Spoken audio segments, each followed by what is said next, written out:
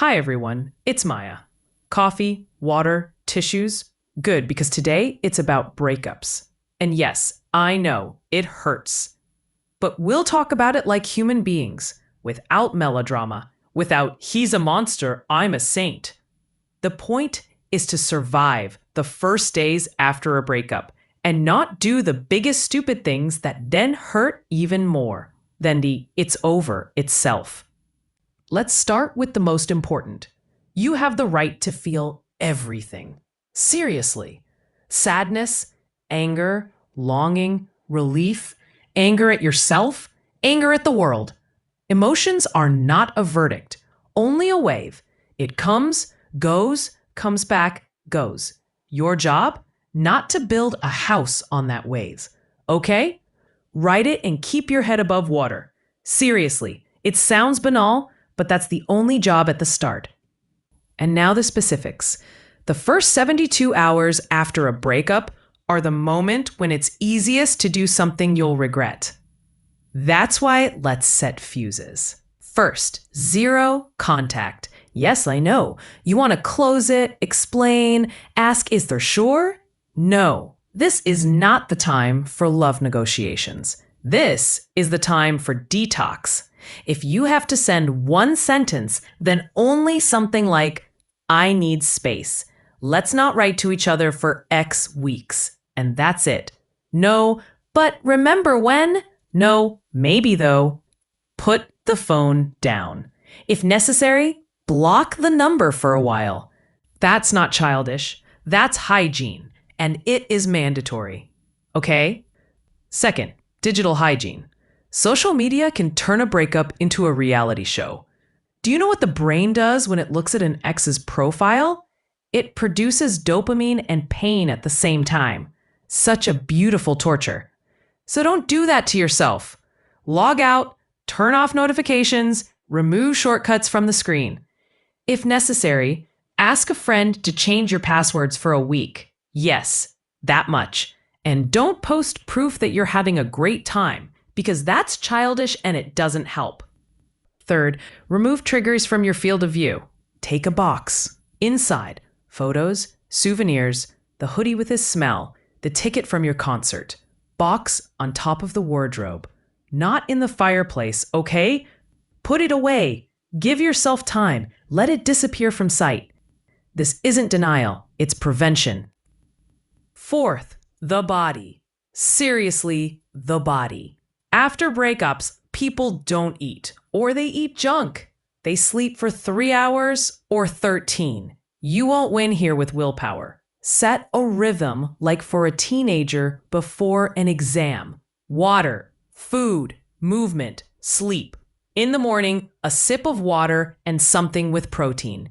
20 to 30 minutes of movement a day. A walk, a mat, a bike. In the evening, put the phone down an hour before sleep.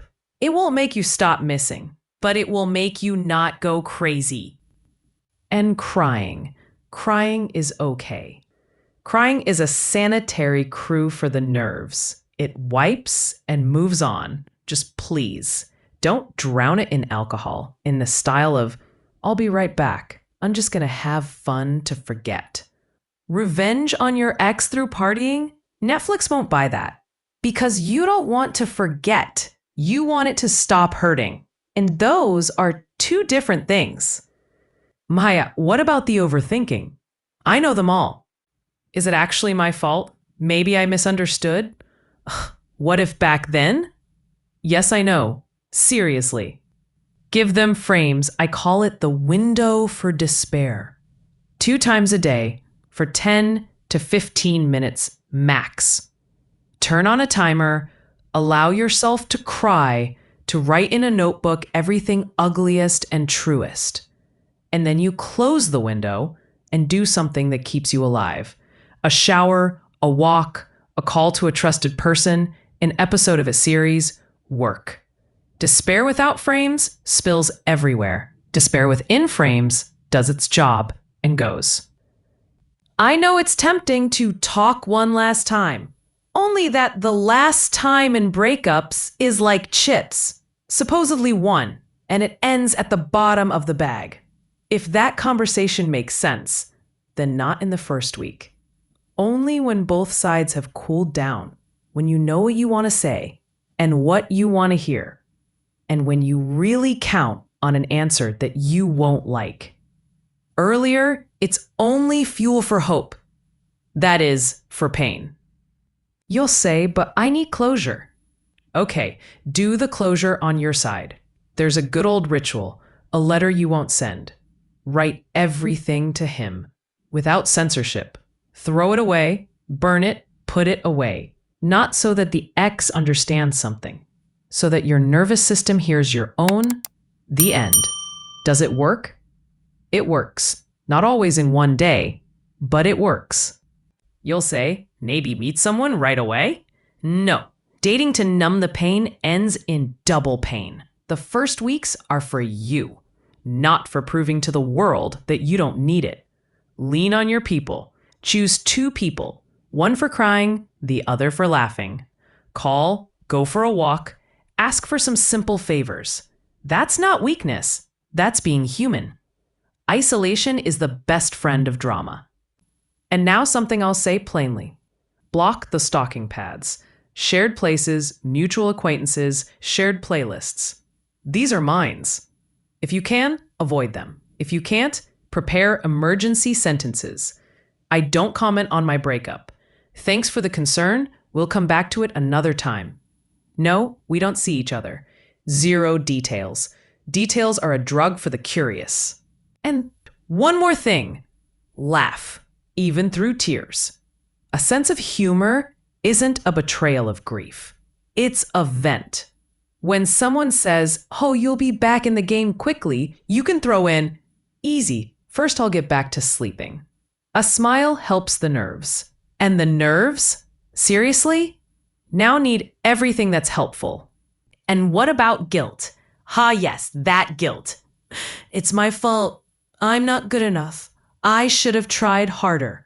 All right, seriously. You might have made mistakes. He did too.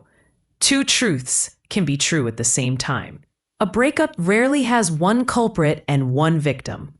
If you want to see your part, do it after a few weeks, not in the first panic attack. With a cool head, you write down what I tolerated for too long, where I sold my boundaries, what I will do differently next time. This is gold, not a whip. Throw the whip out. Now an important topic, when to go back to him, her. If you're asking about it in the first month, the answer is not now. Seriously, give yourself time to get to the level of, I can, I don't have to. From that position, the decisions are different. And when someday you sit down to talk, you will be a free human being, not a beggar of hope. Okay, daily practice so as not to fly off. 2 phone calls a day to people. Short, I'm here, I'm alive, thanks. 3 small things to do. Laundry, a walk, an email. Something for the body. Water, food, movement. Something for the head. A notebook for 10 minutes, dumping everything that's inside. Something for the heart. Music, a series, a bath. Not a caricature of happiness, just a moment of relief. No, this is not a list of how to have a perfect day after a breakup. This is a rope you simply hold on to. And when a sudden attack of longing comes, apply emotional first aid. Cold water on the hands, 5 deep breaths, 5 things you see, 4 you feel, 3 you hear, 2 you can touch, 1 you're grateful for, here and now. This brings the body back to the present. You'll talk to the future and the past later. To finish, something almost no one says. After a breakup that's lived through well, self-respect returns. Seriously, not right away, not in a week, but it returns. It is built from small bricks. Today, I didn't write. Today, I went to sleep. Today, I ate and went out for a walk. These are your victories, not an Instagram story. Yours, and it is they, not a revenge document, that make you a new life. So, a small summary. Don't write. Breathe, sleep, eat, move your body. Cut off the feed. Put away souvenirs. Don't feed hope. Cry within frames and laugh when you can. Gather yourself from small things. Give time to do its thing. It doesn't heal by itself, but it gives space for you to heal. You've got this. Seriously. Even if you don't feel it right now.